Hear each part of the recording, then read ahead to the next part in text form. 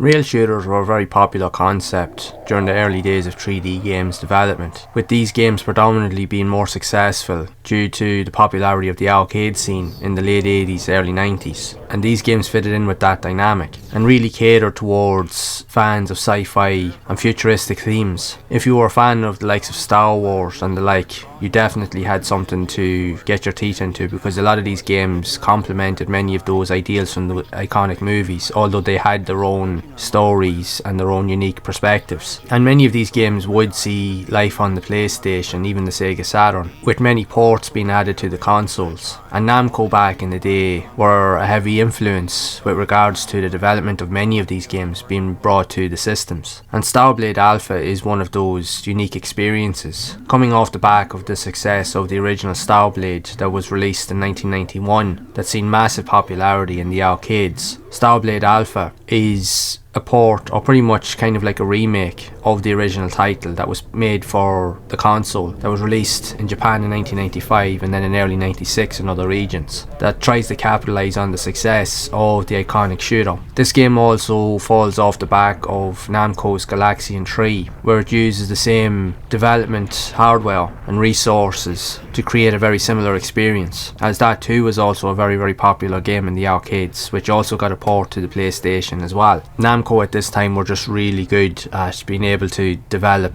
very unique arcade games that in many ways fitted right in with being ported to consoles. Like when we look at the early days of the PlayStation, most of the lineup of games that were added to the first few months of the console's launch period were Namco games, which you had the likes of Ridge Racer, you had Tekken, and you'd often be wondering why there was so many games, or how there could be so many games being released and then sequels being released not too long after, say a couple of months or a year after. It was generally because most of the games during the PlayStation's launch period was ports of arcade classics. The development of the sequels were already underway while these games were starting to see huge success on the systems. So Starblade Alpha tries to capitalise on that perspective, again with it being a 3D rail shooter that tries to complement the success of the original and adds in some subtle differences in features and tweaks to make for a more reflective experience. Although the game, while it is considered popular, didn't sell overly well on consoles, even though it was a huge success in the arcades. And the main contributor to the fact was it wasn't so much the gameplay. Everybody loved the style and the reflectiveness of the arcade experience, but it was criticised just for the lack of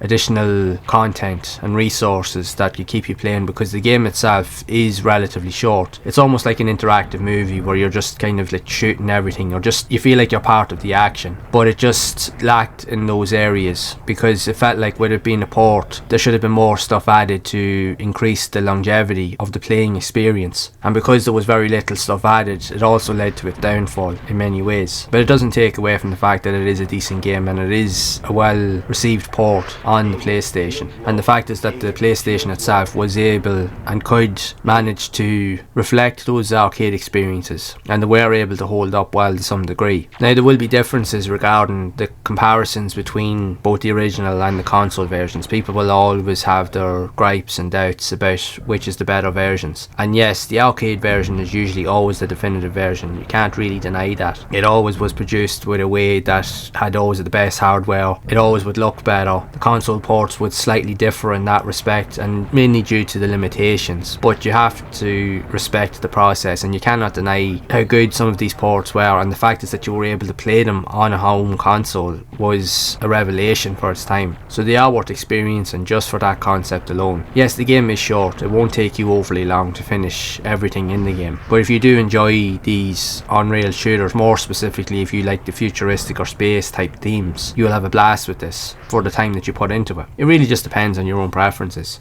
If you have played this game back in the day, it is worth revisiting, or even if you're new to this genre and you would like to experience something that's unique in its own right, there's no harm in going back to revisit and try these older games just to get a feel for them, as they're just as playable today as they've ever been. And the one thing even I like about them is the graphics style, the early polygonal graphics really suit this aesthetic. It just, for some reason, it just, compared to any other like space shooter game out there, while they're more detailed, there's just something about this old original style that really just appeals and suits it probably just as much as anything else out there, even to the current day. But it is a solid title. Yes, it is short, but it will appeal to those few that do enjoy these type of arcade arcade shooters, and I do recommend that you play it, or any of these type of games that were released by Namco. So I would love to know your thoughts of Starblade Alpha for the PlayStation, if you have played this game yourself, and if so, what do you think of it overall? Are you a fan of these type of rail shooters, or did you play this game originally on the PlayStation, or did you play it in the arcade? So be sure to share it down in the comments below, and if you have enjoyed this video, make sure to leave a like, subscribe to the channel and hit the bell to be updated of future content. And if you would like to see more videos around other types of unique and quirky rail shooters like this that were also released on the PlayStation, then you can check out the playlist on screen to see more of those games in action. And as always, keep those gaming memories alive.